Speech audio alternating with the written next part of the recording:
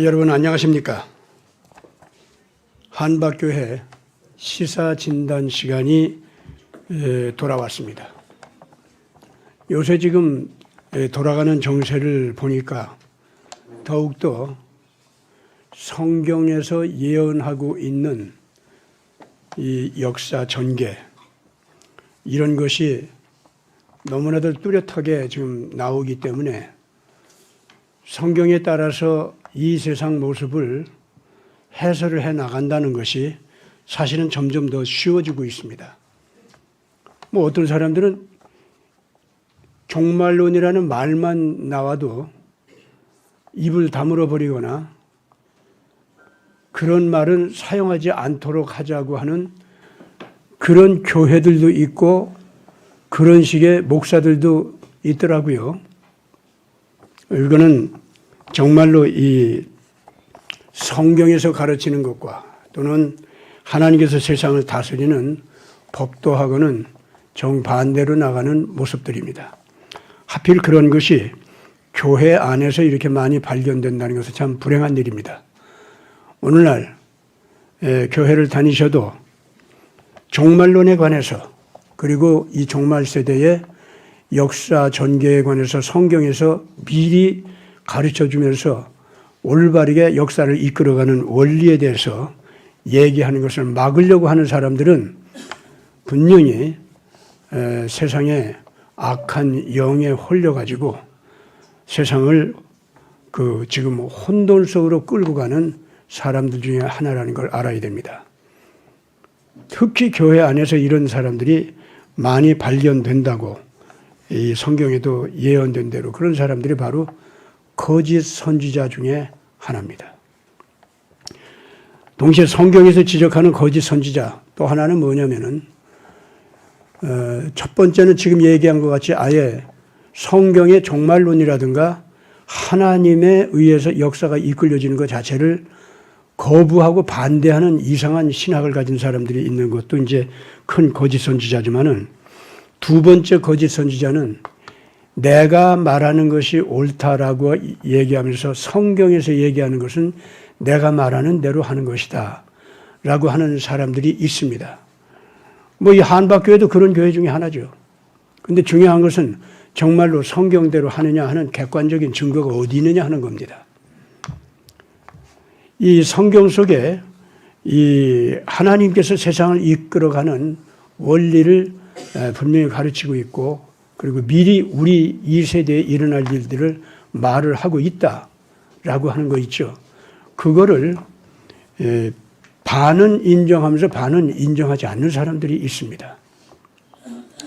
그래서 해석에 따라서 이렇게 될 수도 있고 저렇게 될 수도 있고 그래서 성경 예언은 함부로 예언할 성질의 것은 아니다 하면서 성경대로 믿는다고는 하는데 사실상 성경에서 예언된 내용과 또 역사를 이끌어가는 하나님의 법칙 자체를 사회, 국가, 문화 이런 흐름들 있잖아요. 이것에 그 성경대로 흘러가는 것 자체에 대해서 적당히 회피하면서 얘기 안 하는 사람들이 있어요.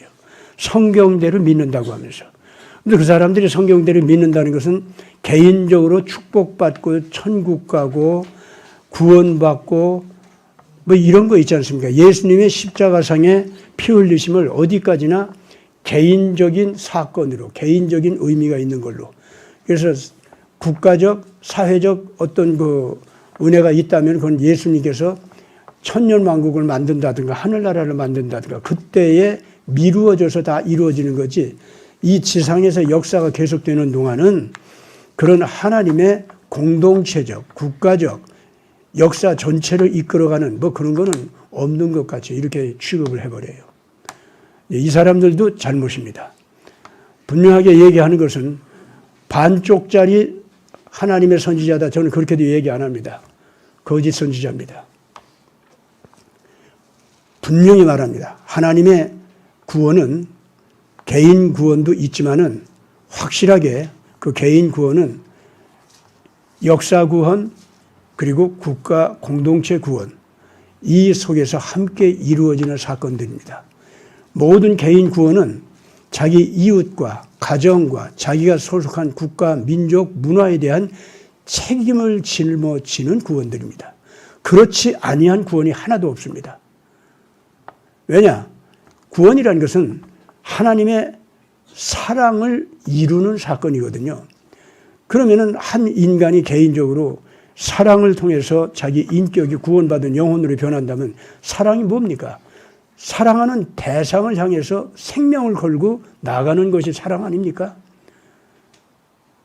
그러한 그 생명을 걸고 이웃을 향해서 나아가는 그 발걸음, 그건 반드시 자기가 소속한 가정, 자기가 소속한 국가, 민족, 인류사회, 이것 자체를 전반적으로 하나님 앞에서 진리의 나라로 바꾸어가는 그런 활동이 되는 겁니다.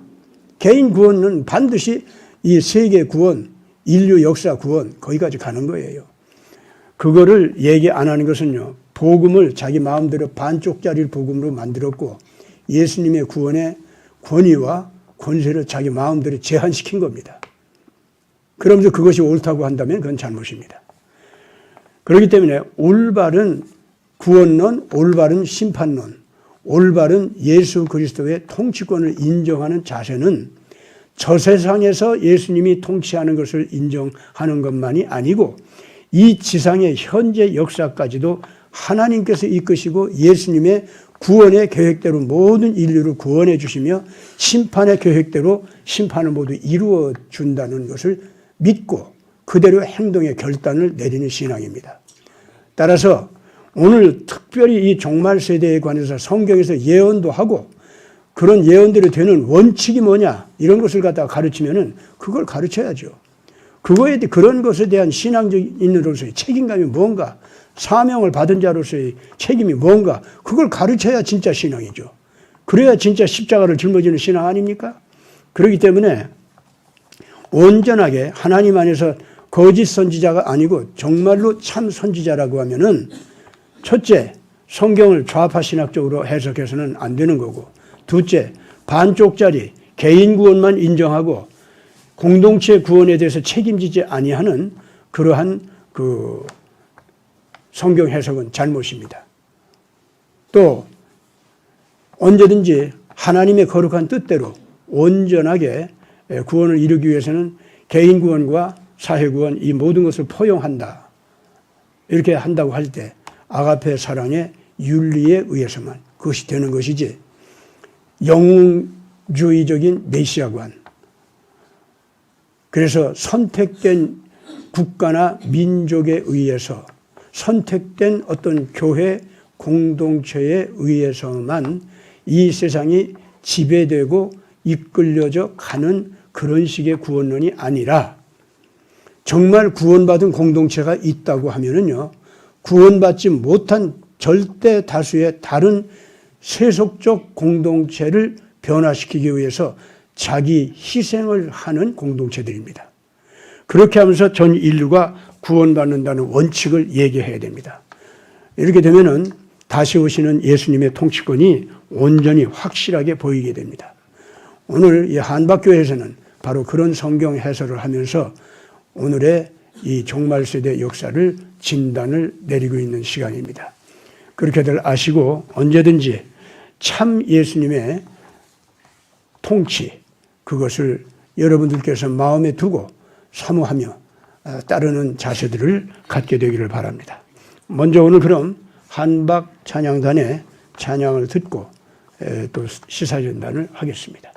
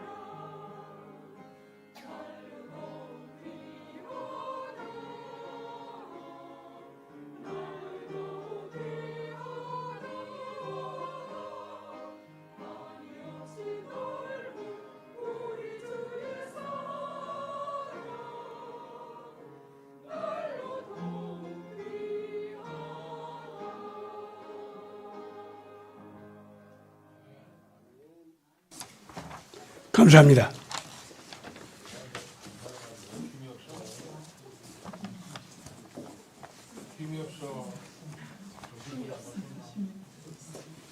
자, 다른 소리들은 전부 제해 주시고 지금 방송 중입니다.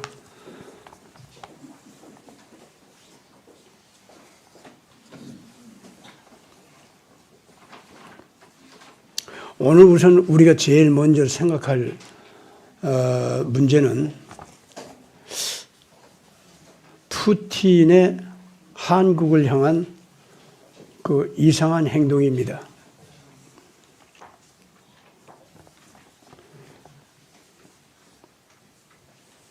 푸틴이 지금 한편으로 북한을 자극해서 계속 핵 전쟁 협박을 하고 있는 것이 거의 확실합니다.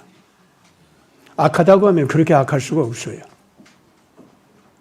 그러나 이제 푸틴은요, 그럴 만한 자기 자신의 이유가 있습니다. 우크라이나를 통해 가지고 젤렌스키와 바이든이 연합해서 러시아를 갖다가 생물학 병기 내지는 화학 병기 이것을 통해서 쳐들어오려고 했을 때 가차없이 미사일을 날려가지고 그 연구소라든가 기지, 군사기지 그걸 갖다가 공격을 했었죠. 예, 그러면서 이건 어디까지나 나는 우리 러시아가 살아남기 위해서 방어를 위한 선제 공격이었다. 그렇기 때문에 이 선제 공격은 침략이 아니라 자기들 말로는 그래죠. 특수 군사작전이다. 그렇게 얘기했죠. 예. 그러면서 뭐 얘기하기를 우리가 만약에 우크라이나를 정말로 침략하기를 작정했다고 하면은 우크라이나 군사력의 3배 정도는 우크라이나로 쳐들어가게 했을 것이다. 만약에 그렇다고 하면은 45만 내지는 50만 명 정도를 대거 우크라이나로 한꺼번에 쳐들어가도록 그렇게 했을 텐데 우리는 그런 적이 없다.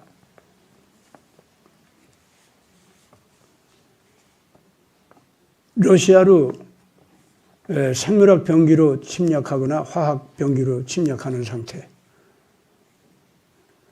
그것은 언제든지 또다시 어디 숨겨놓은 것을 또 시작할 수 있지 않냐. 그리고 그거는 한번 시작했다고 하면은 우리가 그냥 당하는 거다 이거야.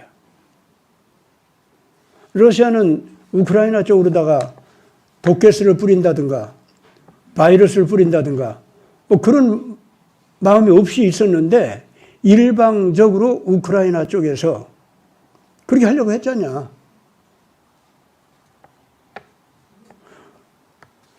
그리고 그거는 일단 선제 공격으로 터져나와도 그게 우크라이나에서 왔는지 다른 데서 왔는지 확인하려면 시간이 걸린다. 그 시간이 걸리는 동안에 러시아는 그냥 다 죽어간다. 그래서 그거는 쟤네들한테 선제 침략을 당하는 순간 러시아가 그냥 죽는 거다. 따라서 우리가 살아남기 위해서는 선제 방어 전략을 쓰지 않을 수가 없지 않냐. 푸틴이 그런 얘기를 했다고요. 그것이 전 세계 어느 누가 들어도요. 틀림없이 맞는 말이에요. 만약에 우크라이나가 정말로 생물학 병기와 화학 병기 있죠. 그걸로 공격을 하려고 했다고 하면은 실제로 그 공격을 해오지 않습니까? 그럼 언제 어디서 어떻게 시작됐는지를 잘 몰라요. 그냥 해악이 그냥 확 퍼지고 마는 거예요, 그게. 그러면 어디로부터 그런 것이 왔다, 침략해왔다, 우리의 적은 누구다 하고 가려고 할 때는 벌써 러시아는 난리가 다 난 상태예요. 무슨 물리적인 열전이고 뭐고 할 수가 없어요, 그때는. 특히 그 쏴 올리는 곳이 어디겠어요? 먼저 러시아 군영, 러시아 군 진영에 떨어뜨릴 거 아닙니까? 그렇지 않아요? 그리고 러시아의 가장 핵심적인 동력이 움직이는 곳, 뭐 공장지대라든가 아니면 중요한 정치 행정 부서라든가 가장 핵심적인 데를 그러면 마비가 돼버려요. 러시아가 그냥. 대응할 수가 없어요. 그렇기 때문에 만약에 우크라이나가 정말로 그런 생물학 병기나 화학 병기를 가지고 그 난리를 치려고 했다고 하면은 푸틴이 하나도 틀린 말이 아니에요, 그게. 문제는 그게 정말 그랬냐 하는 거예요. 우크라이나가 정말 그랬느냐 하는 거야. 근데 실제로 알아보니까 그런 랩이라든가 그런 실험실이라든가 그리고 그런 군사 기지 사실로 존재했었다 이거예요. 그리고 우크라이나는 완전히 그러한 악독한 그 러시아를 쳐들어갈 수 있는 침략 군사 병영 기지가 되도록 하기 위해서 그 국가의 모든 경제력이나 그 국가의 모든 정치력을 총동원해가지고 그런 식으로 그 전쟁을 치를 수 있는 체제를 만들어야 되거든요. 그러다 보니까 우크라이나의 제도는 자유민주주의 제도로다가 뭐 대통령도 선거하고 그러는 나라지만은 이미 독재국가였어요. 그리고 아조프 신나치 세력, 그네들이 사실상 국가를 점령하고 있었습니다. 그런데 그 나라 안에는 그런 자들에 의해서 쿠데타 비슷한 국가 내부의 변란이 일어났었어요. 그래서 민주제도로 뽑힌 대통령이 독재자로 변해 있었던 겁니다. 아주 부패하고. 특히 그 아조프 신나치 그룹은요, 사탄을 숭배하는 그런 그 종교적인 그런 것도 있었는데, 뭐 아리안주의라는 게 다 그런 거 아닙니까? 그래가지고 국가 전체를 갖다가 말할 수 없이 그 독재의 더러운 뻘밭으로 만들어 가는데, 특히 친러시아 계통, 우크라이나의 동부에 있는 국민들이 있죠. 그 사람들을 친러시아 성향을 가졌다고 해서 그러지 않아도 독재 정권으로서 그 부패 독재 정권으로서 아조프 신나치의 고통 속에 국가 전반적으로 눌려 있었는데 특히 친러시아 계통 동부 우크라이나 백성들을 그렇게 괴롭혔어요. 이 사람들이 견디지 못해가지고 저항을 시작합니다. 그러면서 우리는 러시아로 소속되겠다고, 우리 땅은 너들 우크라이나 나가라고 오죽하면 그랬겠어요. 그래가지고 그런 거를 부르짖는다고 해서 더 학살을 하고 심지어 어떡한 줄 압니까? 우크라이나 쪽으로 제대로 들어오지도 못하게 하고 러시아 쪽 국경 쪽으로 넘어가지도 못하게 하고 감시하는, 그러니까 만약에 거대한 그 수용소나 다름없죠. 그 동부 우크라이나가 그런 상태 속에서 거기다 대고 신나치 군대 있지 않습니까? 아조프 신나치 군대들, 이것들이 거기다가 대포를 쐈어요. 그 사람들을 학살했다고 그때. 그러니까 거기 있는 백성들이 우리 좀 살려달라고 우선 세계한테 하소연도 하지만은 그건 누가 들어줍니까? 그러니까 어디 쪽으로 했냐면은 러시아한테 구원을 요청한 거예요. 우리는 러시아하고 친하게 지내려다가 우리가 이렇게 됐다고 우리 좀 살려달라고 그런 거예요. 그런 상태 속에서 결국은 이제 그 바이든하고 그 제렌스키 사이에 전화가 오고 가고 하면서 이 독가스 공격 그리고 생물학 병기 공격 있죠. 그런 것을 미리 작정하고 그걸 시작을 하자. 그러기 위해서는 일단 여기에서 피해 나가야 할 사람들 좀 피할 수 있도록 그렇게 좀 하자. 러시아 공격이 있을 경우에 제일 먼저 그 잡혀가고 고통을 받을 수 있는 사람들을 갖다가, 그리고 이제 특히 우크라이나에 있는 외국 사람들이 있죠. 이제 이런 사람들이 나가도록 하는 거. 그런 기회를 만들자고 하다가 보니까 어떤 일이 벌어졌느냐면은 우크라이나 내부에서 상류층에 속하는 사람들이요. 이 사람들이 그 틈에 다 도망 나가는 이런 상황이 벌어진 거예요. 그러니까 전쟁이 벌어지기 이전부터 그 사람들은 전쟁을 피해서 도망가는 이런 사태가 벌어지고 있었던 겁니다. 그거를 푸틴이 알아내가지고 그래가지고 먼저 미사일을 쐈던 거예요. 그러니까 이 전쟁이 일어나기까지의 그 과정을 우리가 이제 이렇게 살펴보면은 정말로 이번 바이든과 젤렌스키의 범죄, 이거는 정말 전쟁범으로서 반드시 앞으로 이거 처형감이로구나. 누구나 다 인정을 안 할 수가 없습니다. 더군다나 바이든은요, 중공과 우크라이나에서 얼마나 부패한 정치 헌금을 받고 있었습니까?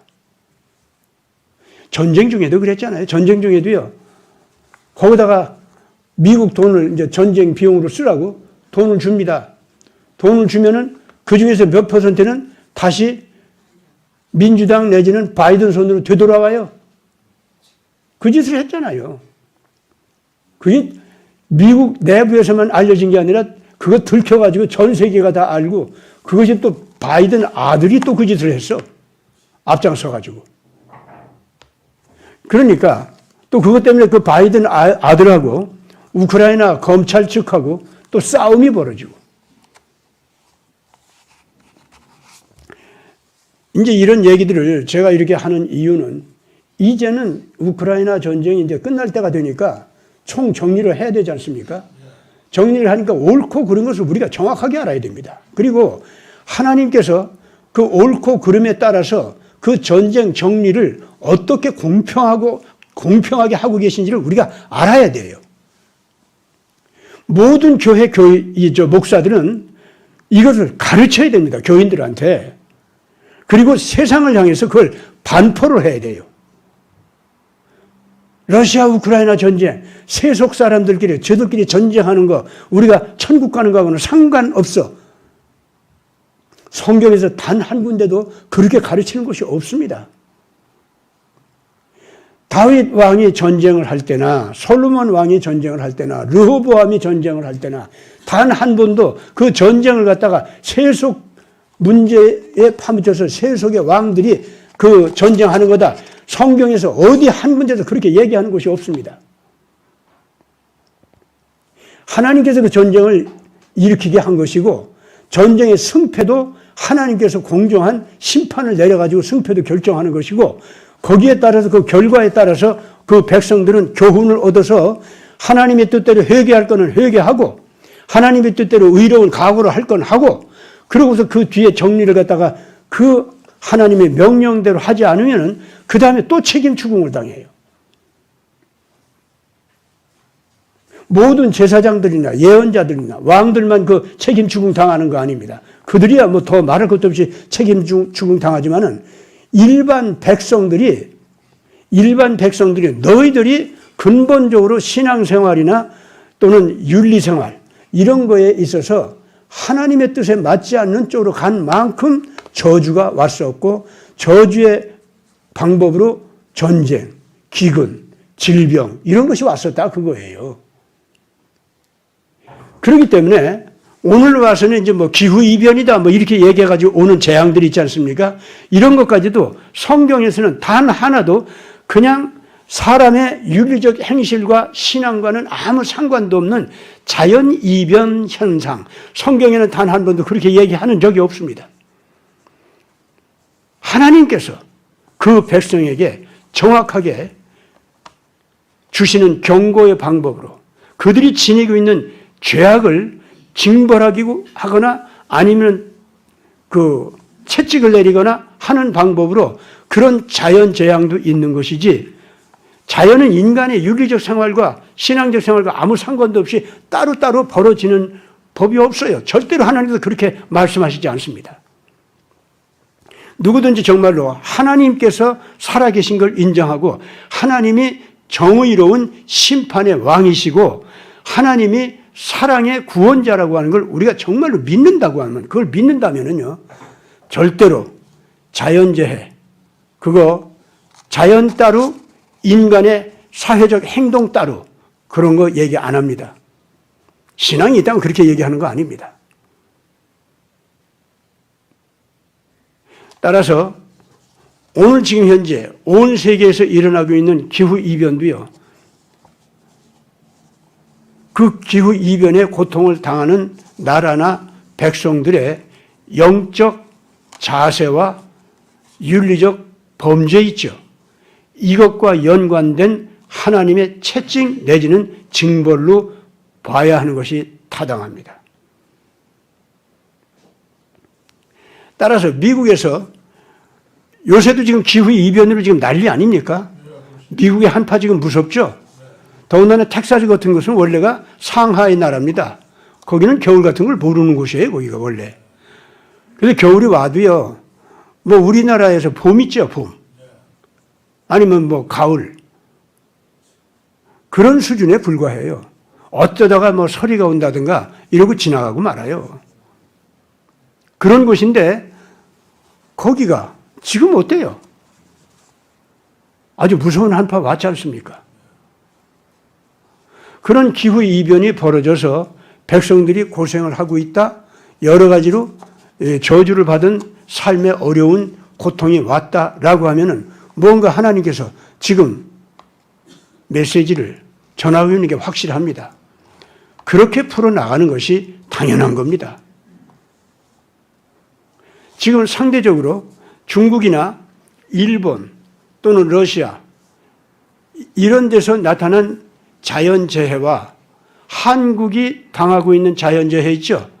이런 것을 비교하면 한국은 상당히 상대적으로 재해라고 할 만한 것이 별로 없어요.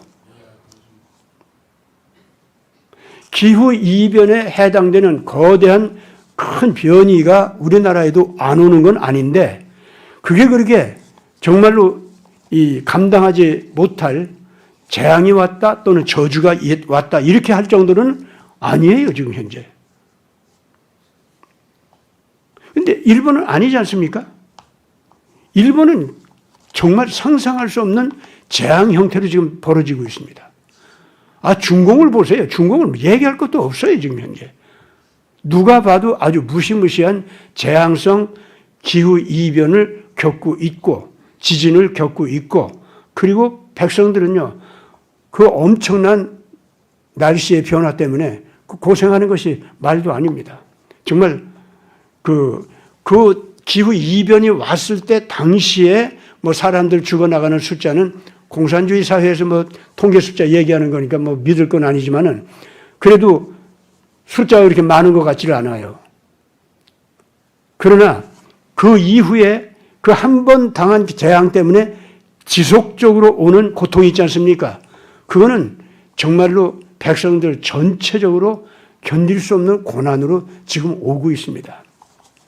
지금 이 중공에서 원래 14억 명이 됐었는데 사실상은 지금 11억 명도 안 되고 10억이나 될까 말까 한다. 그렇게 갑작스럽게 시진핑이 지금 통치하는 동안에 인구가 엄청나게 지금 줄었다. 몇 억이 죽었다는 거예요. 근데 이제 그렇게 얘기할 때 아무리 뭐 큰 일이 벌어졌다 할지라도 또 시진핑은 뭐 좀 잘못해서 사람들 막 코로나라든가 또는 뭐 봉쇄 시켜가지고 죽였다든가 그런 것이 있다 할지라도 그렇게 몇 억 명이 한꺼번에 없어져? 사람들이 지금 모르는 게 있습니다. 시골에서 농사만 지으라고 하니까 도저히 먹고 살 수가 없어서 도망 나온 사람들이 있어요. 그런 사람들이 숫자가 얼마나 되는 줄 압니까? 농민공이라는 사람들이에요. 그 숫자가 중공에서는 거의 3억이 됩니다. 그리고 도시민들을 중심으로 해서 밑바닥에서 헤매면서 도시는 떠나지 않고 도시 떠나면 다 굶어 죽으니까 도시에 붙어 있어야 돼. 그리고 또 동시에 지하에서 숨어서 사는 사람들 있잖아요. 이게 누구냐면은 첫째는 원래 인구가 너무 많기 때문에 한 집에 한 자녀만 낳게 한다라고 그런 정책을 써왔지 않습니까? 그래가지고 국가로부터 배급 통장을 받을 수가 없어요. 그런 사람은 불법 인구야, 쉽게 말하면은. 그럼 그 사람들 어디서 먹고 살아요? 직장도 얻을 수가 없어. 태어난 것이 죄야, 그냥 그 사람들은. 그럼 어떻게 해요, 그 사람들? 그야말로 노예 취급하는 노동력으로 찡겨서 살거나 아니면 도둑질하거나 아니면 그냥 강도질하면서 다녀야 될 거 아닙니까? 이런 사람들 숫자가 2억이에요. 그 사람들은. 거기다가 이 농민공, 농촌에서 살 수가 없기 때문에 도시로 그냥 막 흘러넘쳐서 들어왔어요. 그러면 그 사람들도 불법 인구가 돼요. 왜 너희들 농촌에서 살으라고 했는데 왜 도시로 들어왔어? 그러면 이 사람들은 거기서는 굶어 죽으니까 이 공장에서 우리 밥 먹고만 지낼 수 있게 해달라고 그렇게 요청을 해요. 그러면 이 중국 사람들 아주 무섭지 않습니까? 그 노동력을 갖다가 악용을 하는 거예요. 밥만 먹여주는 거야. 거지게 살게 하면서. 그런데 그 사람들은 거기에서 그게 짐승같이 사는 거예요. 따라서 그런 사람들의 주거 환경이 어떻겠어요? 중공은요, 적어도 지금 현재 이걸 알아야 됩니다. 그 양자강이 있지 않습니까? 그 밑으로는 그래도 겨울이 없는 곳이다. 이렇게 생각할 수가 있어요. 근데 그 이후는요, 그 이 북에는요, 정말 추울 때는 엄청 춥습니다. 더군다나 황하 북쪽 있죠? 그쪽은 그 추위를 생각하면 우리가 상상을 못할 정도로 무서운 추위예요, 거기는. 그럼 그 사람들 다 어떻게, 농민공도 다 어떻게 살아? 그렇잖아요? 그런 사람들 흡수를 해서 받아들일 수 있는 큰 도시라는 게 몇 개가 돼요, 거기에. 아무리 중국이 넓고 넓은 천하라고 하지만은. 그래서 농민공으로 헤아려져 가지고 그야말로 거지같이 살면서 사는 것 같지 않게 사는 흘러다니는 사람들이 도시에 그와 같이 그 사람들 숫자만 해도 약 3억이 됩니다. 그러면은 아까 말한 그 2억 있죠? 그 속에는 아까 얘기해서 이제 배급 못 받는 사람들이에요. 거기 플러스 지하교인들, 크리스찬들이 그렇게 숫자가 많아요. 그런데 지하교인입니다, 이 사람들. 이 사람들이 다 지하로 들어와 있다고. 그 사람들이 약 1억쯤 됩니다. 그래서 그걸 전부 섞으면은요, 적어도 14억 가운데서 약 6억이 돼요, 6억. 우리가 상상할 수 있는 숫자가 아닙니다. 그냥 중공에서 억 하니까 아무것도 아닌 것 같아도요, 1억만 하더라도 얼마나 많은 숫자입니까? 그렇기 때문에 이 중공이라고 하는 것은 사람 생명 알기를 정말 무엇같이 알아요, 그 사람들은. 길바닥에서 그냥 죽어가는 거 아무렇지도 않아요. 제가 이 중공사회는 저건 정말 없어져야 된다, 이런 말을 하는 이유는요, 이런 저주받은 옳지 못한 사람 생명을 이렇게 취급해버리는 이런 악마 같은 권력체제가 딱 버티고 있다고 하는 사실이에요. 물론 그런 권력체제가 버티고 있는 까닭은 백성들 전체가 평균 수준이 그만큼 악해져 있다.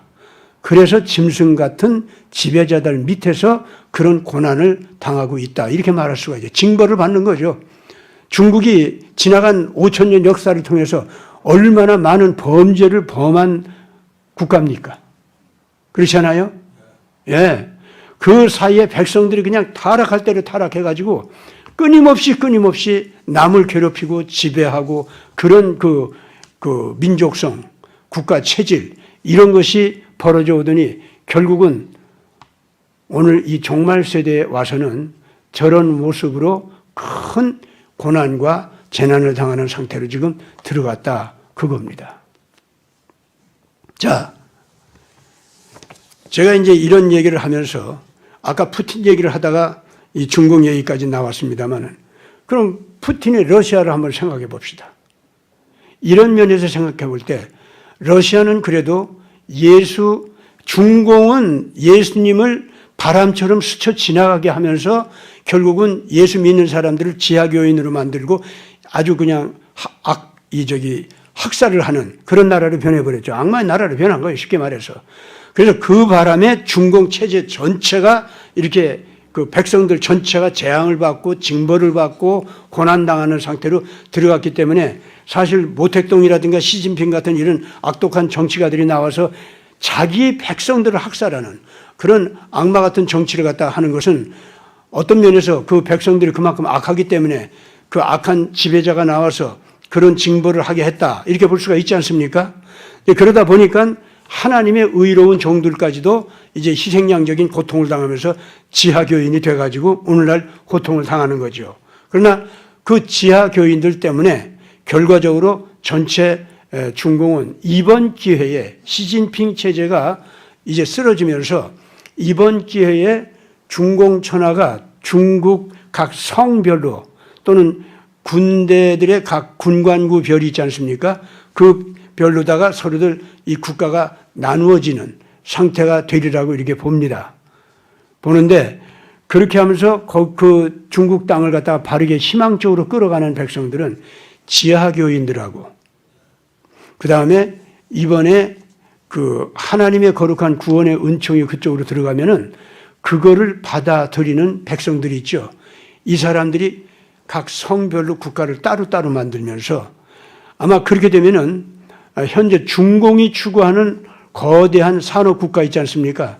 그게 아니고 각 성별로 자기 환경에 맞도록 어떤 곳은 농업국가, 어떤 곳은 어업국가, 어떤 곳은 그러니까 주로 사람들이 먹고 살 수 있는 산업 있지 않습니까? 그것을 발전시키는 형태로다가 아마 중공이 바뀌리라고 봅니다.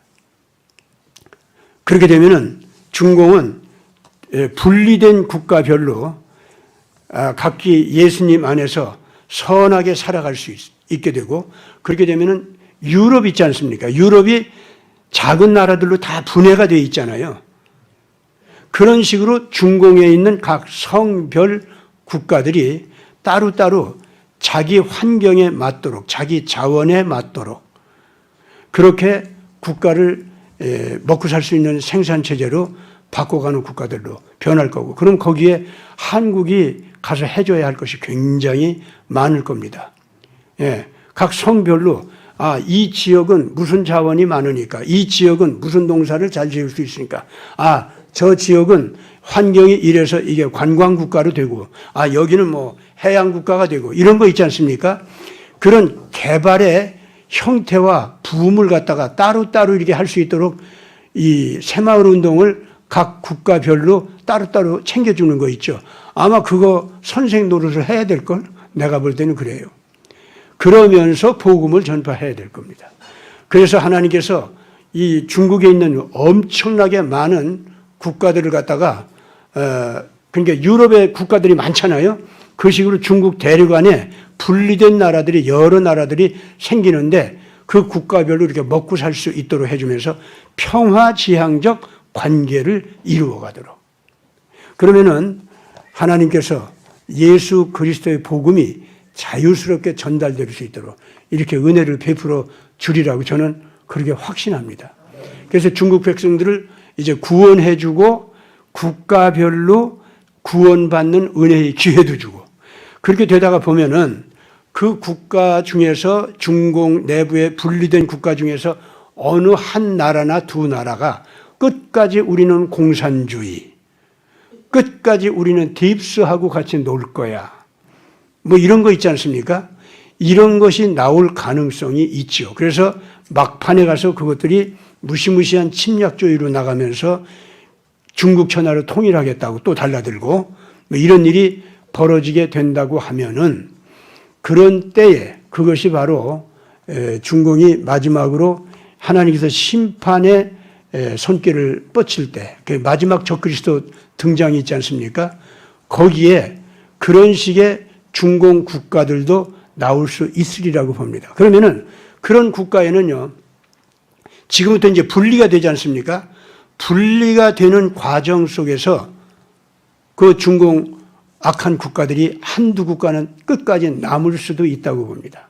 다만 그 국가들은 그렇다고 해서 지금 나머지 국가들은 다 자유민주주의로 가고 시장 경제체제로 다 가고 백성들의 살 권리, 수익 권리, 그리고 자유권 이런 걸 갖다 주는 국가로 다 변하는데 그 악한 나라들이 자기들의 힘을 가지고서 그 나머지 자유민주주의로 가는 국가들을 자기들의 마음대로 수석거리면서 정복할 수 있겠어요?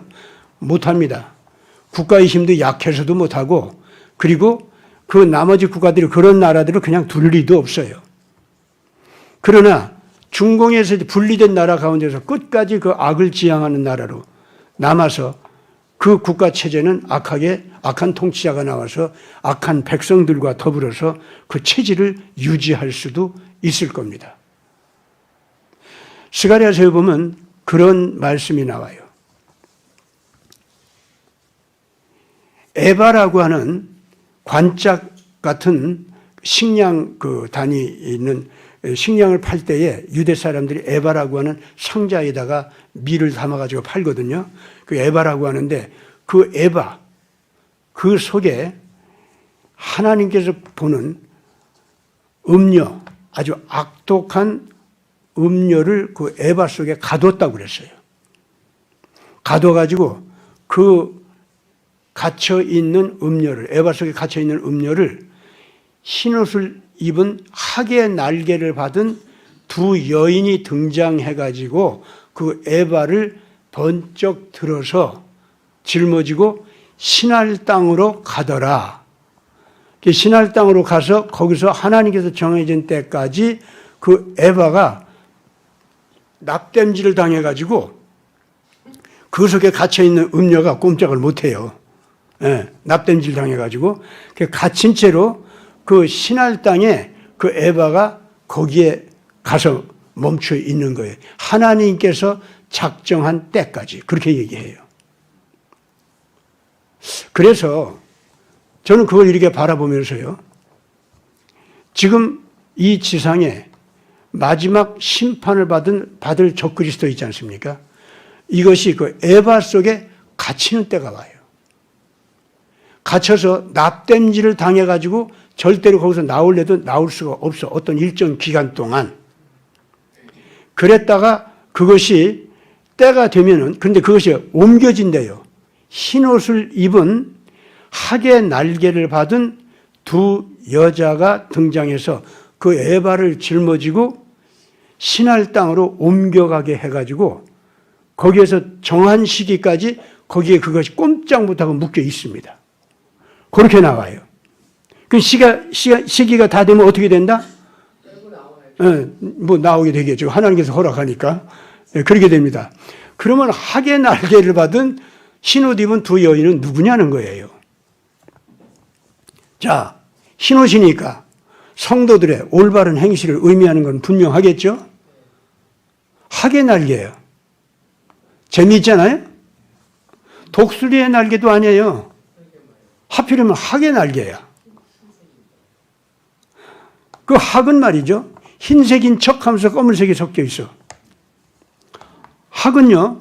흰색인 척하면서 빨간 점이 또 섞여 있어. 그렇죠? 그래서 그 학은요. 겉으로 보기에는 굉장히 거룩해 보이고 근업해 보이고 얌전한 새 같아. 그렇죠? 그런데 그것이 앉아서 먹이를 구하는 곳은 어디입니까? 물이죠. 뻘 같은 물이죠. 예. 또는 논 같은 곳. 그런데 떡 앉아가지고서는 얌전하게 서 있는 것 같은데 뭘 노려봐. 가만히 명상하는 것 같이. 가만히 있는데 딱 노려보다가 뭔가를 갖다 콕 찍어 먹는다고. 그럼 뭘 찍어 먹는 거예요? 물고기나 우렁 같은 거 찍어 먹는 거 아니에요? 그렇죠. 근데 그런 것은 하나님께서 먹지 말라고 하는 더러운 먹이야, 그게. 그걸 학은 먹는다는 거예요.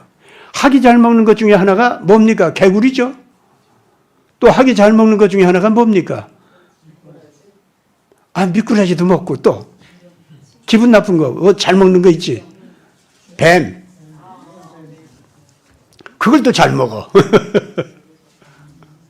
그래서 학은 겉보기에 얌전하고 선비 같고 아주 깨끗하고 거룩한 것 같은데 속을 알고 보면 뭐라고? 성경에서는 더러운 새로 취급해요. 근데 이 두 여인이 그런 학의 날개를 받았대요. 뭘까요? 행실은 흰옷 입은 거 보니까 올바른 행실을 하고 여인이라 한 거 보니까 뭔가 하나님의 거룩한 진리를 교회처럼 수동적으로 받아들여서 세상을 거룩한 기쁨으로 가득 차게 하는 행동을 하는 그 음료하고는 구별이 됐잖아요. 그러니까 음료는 뭐예요? 기독교가 타락해서 분명히 계시록 17장에 나오지 않습니까? 그래서 음료는 타락한 기독교를 얘기하는 거 분명하죠. 그렇죠? 근데 그거를 관짝 속에 가둬버렸어. 그런 두 여인이에요. 이 두 여인이. 그러면 하나님의 의의를 드러내는 여인일 거 아닙니까? 그래요, 안 그래요? 근데 학의 날개라고 그러니까 아닌 것 같잖아요. 아닌 거로 나타났잖아요. 아니지. 의롭게 변한. 학의 날개는 가지고 있는데 의롭게 변했기 때문에 흰옷을 입었어. 그런데 또 흰옷을 입었을 뿐만 아니라 에바에다가 음료를 가둬버렸어. 그러니까 정의로운 행동 아닙니까? 아, 그래요, 안 그래요? 그리고 그걸 갖다가 하나님께서 옮겨가라고 하는 대로 어떤 일정한 것을 옮겨갔죠. 그 옮겨간 것이 신할 땅이라고 그랬어요. 그 의미가 있어요, 그게. 현대적으로 신할 하면은 차이나다. 신학자들이 그렇게 얘기합니다. 근데 원래 신할 땅은 어디예요? 지금 갈대아 우루 유프라테스 강과 티그리스 강이 흐르는 바로 그 지역이라고. 그렇죠? 그래서 지금 현재 이란, 이락이 있는 곳 있죠? 거기에요, 그게. 자, 그러면은 잘 한번 생각해 보세요. 중국과 이슬람권 있죠? 여기가 이 음료가 갇히는 곳이 되는 게 아닐까? 한번 잘 생각, 여러분들 한번 이건 숙제로 제가 드립니다. 나도 지금 현재 기도하는 중이에요. 이제 그 예언이 스가랴서 5장에 나오는 겁니다. 그 예언이 지금 이루어지는 시대가 지금 됐다고 저는 그렇게 봅니다. 이 중공이 망하면서 꼼짝 못하고 묶여버리는 거 있지? 그것과 더불어서 저 이슬람이 저 극단적으로 악하게 구는 거 있잖아요? 이것이 뭔가 이제 멈추어지면서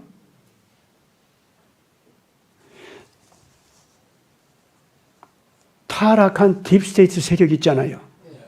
그것이 오늘 우리 시대의 유럽 식민 제국주의의 악을 계승해서 세계 지배권을 노렸던 자들 아닙니까? 그게 딥스테이트 아닙니까? 그러면 그 에바 속에 갇힌 음료라고 하는 것은 이 딥스테이트하고 연관 있는 거 아니겠어요? 네, 전 딥스만 생각했어요. 딥스만. 그러니까 이제 성경은요 음료하고 짐승하고 구분합니다. 음료하고 짐승을 구분해요. 짐승은 적그리스도가 아예 하나님의 대적하는 자죠. 하나님의 자녀들을 막 학살하고 죽이고 꼭 그래요. 근데 음료는 하나님 믿는 걸 인정하는 척하면서 악마같이 속여가지고 딴 쪽으로 가는 거고. 그게 음료고. 그게 아람하고 똑같은 아람이네요. 그러니까 이 지금 이제 이슬람과 중공이 철저하게 지금 예수 믿는 사람들을 갖다 다 죽이는 곳이야, 거기는. 그리고 딥스테이트에 의해서 완전히 정복이 된 곳이고, 딥스테이트 뜻대로 싸우기도 하면서 뜻대로 움직여요, 걔들을 꼭. 지금 현재 상황이 그렇잖아요. 그렇죠? 그러면은 그 에바 속에 갇혔다라고 할 때 에바가 유대인들의 식량 도량형 단위라고 했죠? 즉, 유대인들이 식량을 가지고 전 세계에서 에너지, 식량 이걸 가지고 매점매석하면서 악마 같은 짓을 시작했다고 했지 않습니까? 그렇죠? 예. 네. 그러면은 그런 짓을 오늘 이 시대까지 계속 확대하면서 하는 짓은 누가 했냐면 딥스테이트가 했단 말이에요, 그걸. 근데 바로 이슬람 문화권이 그리고 중공이 오늘까지도 딥스테이트에 의해서 좌지우지 되면서 첫째는 양심적인 바른 크리스찬들을 학살하는 것이요. 인간의 존엄성과 인간의 자유권 이걸 갖다가 다 파괴하고 뭉개고 이 모욕을 가하는 아주 악마 문화를 갖다가 그들이 가지고 그 폭력 문화를 가지고 있단 말이에요. 그러니까 지금 북한은요, 그런 악의 아주 가장 심볼릭한 사회입니다, 저게 지금. 그러니까 대한민국 국민들 알아놔야 돼요. 한민족 자랑하지 말라고. 한민족이 하나님을 잃고 하나님을 배신했을 때 지금 북한같이 돼버려요. 남한 사람들이 그렇게 안 될까요? 남한에 있는 우리들도 마찬가지예요. 지금 하나님 이렇게 자유롭게 믿지만은 자유롭게 믿고 있는 상태에서 지금 하나님 믿는 신앙을 얼마나 유치하게 내차버리고 모욕하고 괴롭히고 지금 남한은 어떻게 하고 있어요? 이런 자유가 있는데, 하나님과 접촉할 수 있는 자유가 있는데, 남한의 이 문화나 남한의 정치 이 행태들은 지금 어떻게 가고 있어요, 지금 현재. 참 안타깝죠. 그래서 우리도요, 이 죄악이 그냥 지속이 되면은 북한같이 되지 말라는 법 없습니다. 그거 우리가 공정하게 생각해야 돼요. 예. 근데 어쨌든 지금 이제 저는 오늘 지금 얘기하는 건 성경 속에 스가랴서 5장에 나오는 음녀가 에바 속에 갇힌 사건은 뭘 얘기하느냐 이거죠. 여러분, 딥스테이트가 지금 미국에서 쫓겨나고 있잖아요. 그렇죠? 분명히 우리가 알고 있죠. 유럽에서도 지금 현재 국민들이 친트럼프, 반 딥스 이쪽으로 다 국민들이 다 그렇게 나가고 있잖아요. 유럽의 동부 유럽과 중부 유럽은 이제 얘기할 것도 없어. 서부 유럽 있죠. 거기까지도 국민들이 다 그렇게 변해버렸어요. 그래서 이 딥스를 싫어하는 모든 국가들 있지 않습니까? 특징이 뭐냐면 한국을 그렇게 좋아해. 그리고 미국은 경계해요. 왜냐? 딥스테이트 본부가 거기 지금 현재는 있거든. 근데 미국에서 트럼프가 등장해가지고 미국을 개혁하는 걸 성공적으로 하고 있으니까 미국에 대해서 큰 기대를 가지고 있어요. 알렉산더 두긴이 지금 거짓말을 했는데 무슨 거짓말을 했냐? 거의 그 사람 한 말이 맞기는 맞는데 핵심적인 거에 대해서 거짓말을 했어요. 미국을 얘기하는데 딱 미국이라는 한 덩어리를 말하고 말아요. 어째서 딥스테이트 미국과 트럼프 미국을 분리해서 얘기하지 않았느냐. 알렉산더 두긴이 왜 그랬을까요? 그 러시아 대제국 있지? 그 욕심을 내자니까 그걸 러시아 대제국으로서 등장하는 거 그걸 합리화시키자니까 미국이라는 대제국이 있어가지고 그 미국이 우리 러시아를 구박하면서 서부 유럽 사람들을 동원해가지고 러시아를 우리를 구박하면서 못 살게 군다. 요따구 소리를 하자니까 미국이 트럼프 미국과 바이든 미국 즉 딥스테이트 미국으로 분리된 거 있지 않습니까? 이거를 말을 안 하는 거예요 지금 현재. 그것이 두긴의 아주 악독한 거짓말입니다. 그건 거짓말이에요. 그 사람 그거 모를 리가 없잖아요.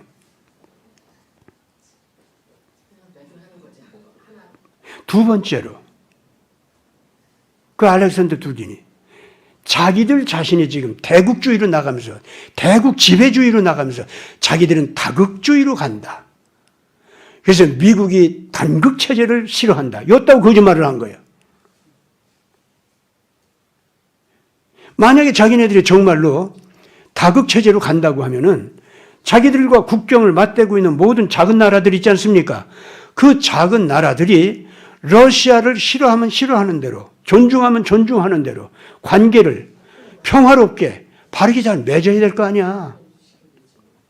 자기들이 한국이 좋다고 하면서 왜 한국의 좋은 점은 왜 안 배워? 한국은 어느 나라한테 가서 뭐 뺏으려고 한 적 있나? 지배하려고 한 적 있나? 그런 거 없잖아요. 그리고 가서 거짓말 한 적이 없어, 한국은. 그러다 보니까 모든 특히 작은 나라들이, 그리고 이제 막 발전하려고 일어나는 나라들이 한국을 좋아하면서 너희들은 우리가 믿겠다. 그러나 우리가 러시아도 못 믿겠고 서방 세계도 못 믿겠다. 이렇게 나오는 거예요, 지금 현재. 카자흐스탄에 도가예프라고 하는 대통령이 있죠. 그 사람이 지금 현재 러시아를 어떻게 여기고 있습니까? 푸틴이 카자흐스탄의 백성들이 막 데모를 하면서 대통령 물러가라고 말이죠. 이렇게 됐을 때 푸틴이 군대를 보내가지고 그걸 눌러버렸어요. 가라앉혔다고. 도가예프가 쫓겨날 뻔하다가 간신히 살아남았어. 그러면 푸틴이 고마울 거 아니야? 그렇죠? 그런데 그때 도가예프가 뭐라고 한지 아세요?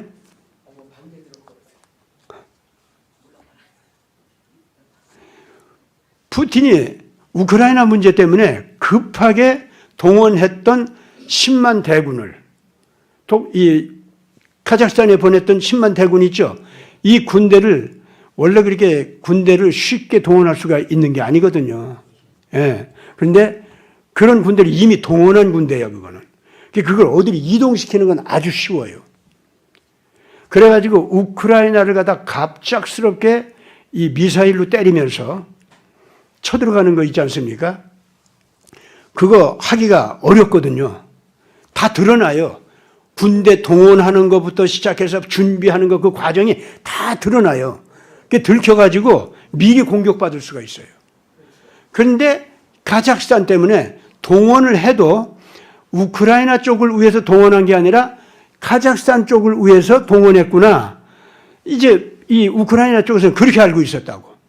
그렇게 동원했던 군대를 갖다가 즉각적으로 우크라이나 쪽으로 옮겼어요. 갑작스럽게.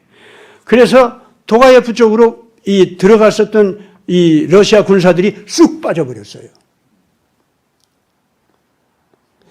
그렇게 됐을 때 도가예프는 어떻게 됐냐? 자, 자기 권력이 물러나지 않도록 붙들어 준 건 고마운데 이 15만 군대가 와 있는 동안에 러시아 군대가 완전히 러시아의 노예 국가로 만들어버린 거예요. 카자흐스탄을. 그러니까 이거 뭐야? 내 나라 국민들의 데모를 갖다가 가라앉히기 위해서 내가 너희들을 부르긴 불렀지만은 나는 좀 이 국민들을 가라앉혀가지고 국민들이 원하는 진짜 자유민주주의 체제였죠. 이제 독재를 하지 말라고 이러고 달라드는 거. 그걸 나는 들어주려고 했다 이거야. 그런데 그거 들어주려고 나는 그러는데 그런 내 의견을 싹 무시해버리고 러시아가 푸틴을 섬겨라. 러시아를 섬겨라. 러시아의 노예국가가 되라. 이제 이렇게 요구했던 거예요. 그러니까 이 두긴이 말이죠. 그따위 거짓말 하지 말아야 돼요. 나는 푸틴에 대해서 옳은 건 옳다 하고 그런 건 그러다 하는 사람입니다. 그 양면성, 푸틴의 양면성. 한쪽, 우리 한국한테 하도 좋게 하니까 무조건 푸틴이 그 좋은 얼굴만 바라보면은 좋은 것 같죠. 그러나 실질적으로 도가예프 같은 사람들의 말을 들어보면 아니에요. 푸틴의 그 악마적인 얼굴이 또 따로 있어요. 완전히 푸틴 고쳐야 됩니다, 그거. 예. 그래서 그 도가예프가 군대들이 싹 빠져나가니까 그 틈에 한국을 부르고 미국을 부르고 그러면서 우리 좀 살려달라고. 그렇게 된 거예요, 거기서. 그리고는 국민들한테, 국민 여러분, 내가 당신들이 싫어하는 독재자의 추천을 받아서 이제 선거를 통해 가지고 대통령까지 됐지만은, 그래서 나는 이전에 그 독재자, 그의 뜻을 받드는 못난 정치를 시작하다가 당신들한테 쫓겨날 뻔 했지 않습니까? 그러나 나는 국민들이 옳다고 봅니다. 그래서 푸틴의 도움을 받은 다음에 진정한 자유민주주의로 갈 수 있도록 그렇게 하려고 했는데, 푸틴이 와가지고 군대를 보내가지고 우리나라를 또 이상하게 만들려고 했다 이거야. 그러니 국민 여러분, 이제 나를 믿어주십시오. 우리 개혁 제대로 합시다. 자유민주주의 국가 제대로 만듭시다. 그 표시로다가 한국을 불러드리고 미국을 불러드리겠습니다. 그랬더니 백성들이 좋아한 거예요. 여러분, 거기 말이죠. 지금 아스탄시라고 있는데 그걸 갖다가 누르예프신가? 그 독재자 이름으로 고쳤었어. 그 거기를 갖다가 수도 서울로 또 고치고. 근데 아주 신비의 도시입니다, 거기는. 왜? 이 중앙아시아 한 가운데에다가 딥스테이트가 아주 신비한 궁전 같은 자기네들 그 귀신을 섬기는 그 성전 있잖아요. 그런 거 비슷한 신비한 도시를 세운 것이 우리말로 하면 원래 아사달인데 걔들이 아스탄이라고 했어요, 그걸. 근데 또 우리말하고 뜻이 똑같아요. 아사달 하면은 아침의 땅 그거죠. 새벽빛이 비춰오는 땅 그런 뜻입니다. 근데 걔들도 뜻이 그거예요, 아스탄이. 우리말하고 같아요. 이 카자흐스탄이 지금 현재 우리 고조선 문화이지 않습니까? 그걸 자기들 문화로 알고 있어요. 그 사람들 동전에 단군 왕검을 새겨놓았어요. 그런 나라예요, 거기가.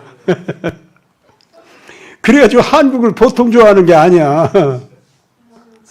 그래서 지금 한국처럼 우리도 발전하겠다. 또 그렇게 민주주의 국가가 되겠다. 그런 거예요, 거기가.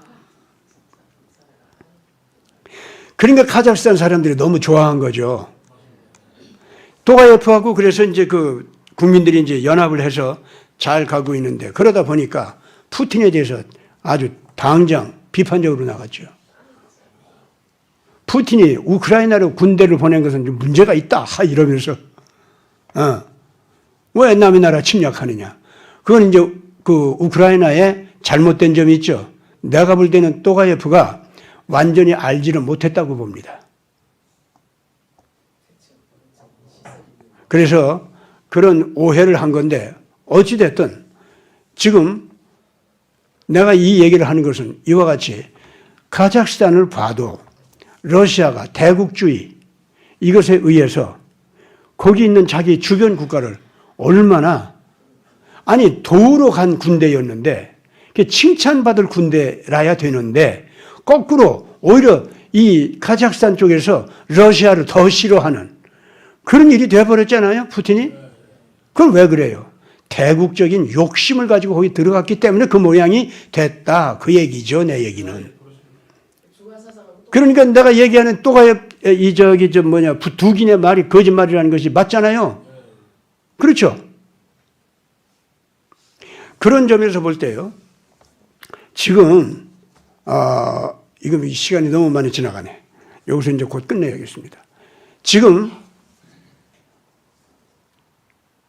중공이 저 중동과 더불어서 끝까지 하나님을 멸시하고 자유민주주의 체제를 뭉개버리는 그러한 학살을 하는 사회 있죠. 예. 그걸로 끝까지 가는 나라도 있을 수 있습니다. 그럼 거기에 그 딥스테이트 세력들이 있죠. 그것들이 거기 숨어 들어가는 거지. 그런데 일단 거기서 꼼짝 못해. 왜냐하면 자유민주주의가 쫙 퍼져가고 있으니까. 아마 러시아도 그런 때가 곧 옵니다. 이제 내가 볼 때는. 예. 이게 막 퍼져가니까 거기에 이 딥스테이트 이것들이 뭘 내밀지는 못해. 그러면 죽은 척하고 꼼짝 못하는 거지 뭐. 그러면 그 음료가 갇힌 거 아닙니까? 그러면 그 짐승은요. 그런 경우에 에바 관짝 뚜껑이 있지 않습니까? 관짝이 있지 않습니까? 그 성경에 보면은 계시록에서는 음녀가 짐승을 타고 있었다 그랬는데 스가랴에서는 이 여자가 음녀가 관 위에 그러니까 에바 위에 올라앉아 있더라 그랬어요. 그러니까 그 에바가 계시록에서는 짐승 아닙니까? 다시 말해서 딥스테이트 권력 체제 있죠. 요것들이 바로 그 스가랴서에서는 그 에바라고 하는 관짝 같은 거 그걸로 나온 거예요. 다시 말해서 짐승은 살아있는 짐승으로 이게 나타나는데 이거는 뭐예요? 죽은 물건이요. 더군다나 납질까지 한. 그래서 그 딥스테이트 권력 체제가 있지만 이것들이 제대로 행동을 못하고 꼼짝 못하고 자기한테 묶여 있어 그것들이 다. 하나님께서 그렇게 만들 때가 있다는 거지. 난 곧 이제부터 그것이 온다 그 얘기죠. 지금부터. 예, 이제 이것들이 딥스테이트가 어쩔 수 없이 죄가 다 드러나니까. 그래가지고 전 세계적으로 이것들은 이 지구촌에서 물리쳐야 돼. 이거 없애버려야 돼. 이 난리가 나고 이제 막 정치 재판이 벌어진단 말이에요. 그럼 어떻게 돼요? 납땜질 당한 거나 똑같은 거 아닙니까? 그렇죠? 그러면 끝까지 대음료 사상, 이걸 유지하고 그 악한 인간신 지배, 이런 체제를 원하는, 그런 문화를 원하는 것들은 그 속에 또 숨어 있을 거 아니야? 근데 그것들이 아무리 나와서 자기 사상을 펼쳐가지고 뭐 하려고 해도 누가 알아줘, 그거. 안 봐주거든. 심지어 중동까지도 지금 빈살만의 사우디아라비아가 지금 점점 여성들을 갖다 해방시켜주고 그 국가 전체 국민들의 그 자유민주주의 체제 하에서 주는 인권, 자유권, 그걸 자꾸 늘려주잖아요. 거기에 따라서 이 전체 중동사회도 그 이슬람 종교를 가지고는 있지만은 신앙의 자유, 그리고 자유민주주의 체제, 이쪽으로 문화가 자꾸 변하고 있단 말이에요, 지금 현재. 사우디 같은 곳은 전제정치 제도입니다, 거기가. 근데 그 왕 자신이 그렇게 나가는 거예요, 지금. 그러니까 이 이슬람권 자체도 일단은 하나님의 거룩한 복음이 전파되고 백성들이 하나님을 믿을 수도 있는 선택을 자유롭게 할 수 있는 나라로 변하는 상태에 있지 않습니까? 이렇게 가고 있다는 겁니다. 그러나 바로 거기에 여전히 딥스테이트가 숨어 있고, 딥스테이트가 꼼짝을 못하고는 있지만 숨어 있을 수 있는 그러한 사회 여건, 이런 것이 중국 땅덩어리하고 이슬람권이 지니고 있을 것이 아닌가, 이런 느낌이 들어요. 그러면은 그런 식으로 사회가 굳어지도록 하는 거 있죠. 그건 이제 우리가 말하면 탈바벨론 운동을 하는 거지. 그러면 걔네들은 굳어버리는 거야. 딥스테이트하고 그 대음료 문화, 그건 굳어버리는 거예요. 뭘 못해. 뭐가 벌어지면 이 탈바벨론 운동이 제대로 벌어지면 전 세계를 자유민주화하고 전 세계를 올바르게 살 수 있는 새 그 개발권, 이걸 인정해가지고 서로들 그 윈윈하는 관계로 발전적인 노력을 하는 거 있지 않습니까? 그러면서 예수의 통치는 이런 거다 하고 막 가치관을 퍼뜨리고, 이걸 누가 못 막아. 어느 나라나 그걸 환영하는 거야. 그걸 전하는 자는 절대 폭력으로다가 강요하면서 전하지는 않아. 예. 그런데 그렇게 전하는 게 너무 좋은 거야, 또. 모든 나라에서. 그러니까 자기 고유 문화도 있고 종교도 있지만은 이렇게 전파되는 예수를 갖다가 일단 자유스럽게, 이게 옳은 거야? 이쪽이 더 올바르게 우리를 살려줄 건가? 하고 자유스럽게 선택할 수 있는 기회 있잖아요. 모든 나라, 모든 국가들이 다 가질 수 있게 된다, 그 말입니다. 이게 예수님이 다시 오시는 증거 아니냐, 그 말이에요. 그렇죠? 이것이 예수님께서 다시 오셔가지고 온 세상 사람들을 그 품으로 불러 모으는 모습이 아니냐, 그 말입니다. 오늘 얘기 그렇게 하다 보니까 참 길어졌네. 그래서 드디어 스가랴서 5장에 나오는 두 여인이 학의 날개를 받고 나온 거 보니까 동양문화권이야, 그거. 학의 날개를 받은 거 있죠? 선비사상, 유교사상 있죠? 유교문화권. 거기가 선한 척, 율법이 있는 척 하는 사회지만은 사실은 들어가 보면은 왕도 정치 지배주의죠. 아주 그 사람 인권 탄압하고 말이죠. 교상한 정치를 하는 곳이란 말이에요. 유교문화권이. 충효 사상을 가르친 건 좋았는데 그것이 독재 지배 체제를 합리화시키는 그런 가치관으로 변하다 보니까 거룩한 것 같은데 거룩하다 말고 학처럼 교상하게 흰빛은 있는데 흰 척하는 거지. 하얀 척하는 거예요, 그냥. 예. 그런데 그런 문화가 있던 동양 문화권의 그 여인이 진짜 흰옷을 입고 진짜 변화된 모습으로 나타났다, 그 얘기예요. 그렇게 봐야 된다, 그 말입니다. 그래서 그네들에게 온 세계 마지막 시대에 나타날 짐승 세력과 대음료 세력이겠죠. 그걸 한꺼번에 콱 묶어가지고 가둬버려가지고 번쩍 들고서 어디로 간다?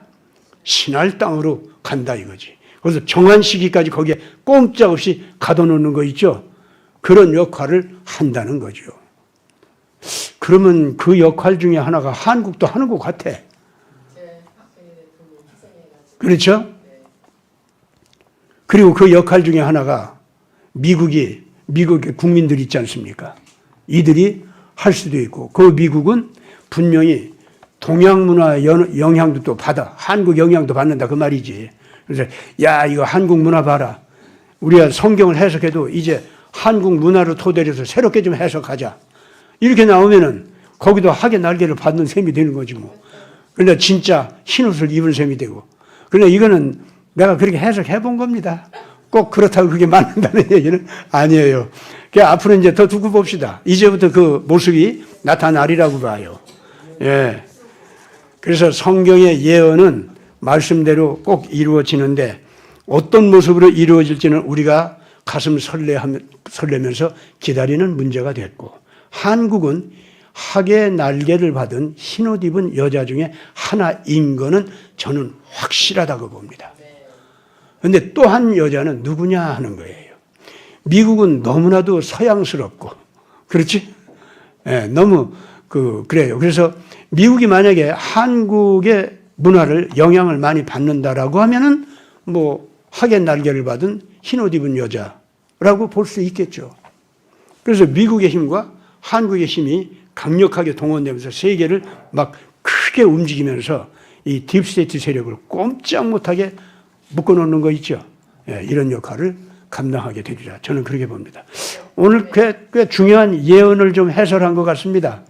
여러분들께서 기도하면서 그 스가랴서의 의미가 뭔가 이제 가르쳐 주시옵소서.